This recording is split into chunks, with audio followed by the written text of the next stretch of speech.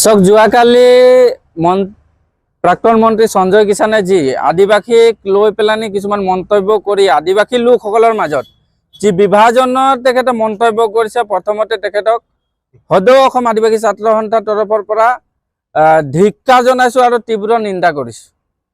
আচলতে আদিবাসী লোকসকল অসমত সুৰক্ষাত আছে বুলি কৈছে, নিৰাপত্তাত আছে বুলি কৈছে।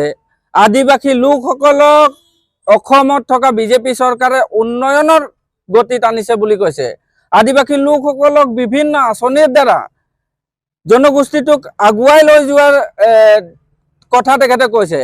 কিন্তু তেখেতে আৰু এটা কৈছে যে আদিবাসী লোকসকলক চৰকাৰে ঘৰ দিছে, আঁচনি দিছে আৰু উন্নয়ন কৰিছে।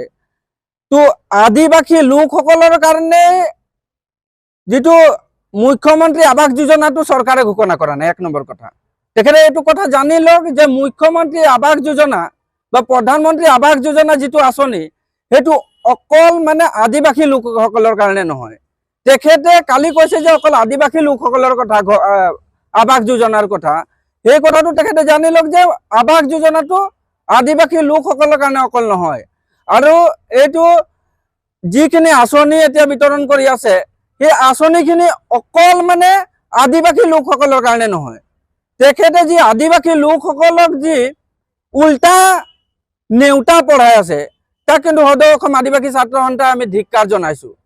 আৰু এটা কথা স্পষ্ট কৰি দিব বিচাৰিছোঁ যে সিদিনা আদিবাসী লোকসকলৰ প্ৰতি যি অন্যায় অত্যাচাৰ হ'ল কোকৰাঝাৰত, তেখেতে নিজৰ ফেচবুকত এবাৰ লিখনি লিখিবলৈ তেখেতৰ সময় নহ'ল।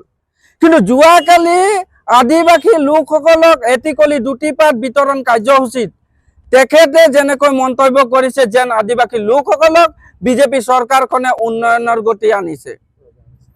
গতিকে আদিবাসী লোকসকলে কেতিয়াও আঁচনি বিচাৰি দাবী কৰা নাছিলে।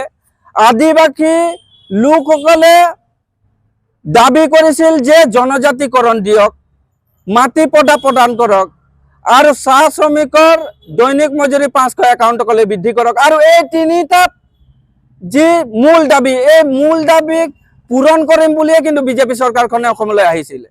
আৰু শাসনলৈ অহাৰ পাছত কিন্তু বিজেপি চৰকাৰে এইবিলাক বাদ দি যি টি আঁচনি আমাৰ আদিবাসী লোকসকলৰ মাজত বিয়পাই এই মানুহখিনিক ঠগ প্ৰবঞ্চনা আৰু প্ৰতাৰণা কৰিবলৈ ধৰিছে।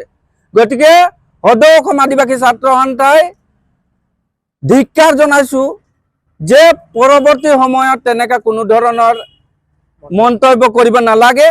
আৰু সদৌ অসম আদিবাসী ছাত্ৰ সন্থাই আমি দাবী জনাইছোঁ যে আদিবাসী লোকসকল মূল তিনিটা দাবী যেতিয়ালৈকে পূৰণ নকৰিব তেতিয়ালৈকে কিন্তু আদিবাসীসকলে কেতিয়াও সন্তুষ্ট নহয়। 5,000 টকা যি এটিকলি দুটিপাত আঁচনি দি আছে, এই এটিকলি দুটিপাত আঁচনিটো অনিয়ম আৰু দুৰ্নীতি দেখিছোঁ আমি। বিজেপি নেতা পালি নেতাসকলৰ নিজৰ ল'ৰা ছোৱালী নিজৰ পৰিয়ালবৰ্গই পোৱা দেখিছোঁ, কিন্তু চাহ শ্ৰমিকসকলে পোৱা নাই। গতিকে আমি তীব্ৰ নিন্দা আৰু বিৰোধিতা কৰিছোঁ বিজেপি চৰকাৰক। সদৌ অসম আদিবাসী ছাত্ৰ সন্থাই ধিক্কাৰ জনাইছোঁ আৰু সকীয়াই দিছোঁ যে নিৰ্বাচনৰ প্ৰাক মুহূৰ্তত আদিবাসীসকলৰে মূল 3টা দাবী যদি পূৰণ নহয় তেতিয়াহ'লে কিন্তু অনাগত 2026 চনৰ বিধানসভা নিৰ্বাচনত কিন্তু প্ৰত্যুত্তৰ দিব।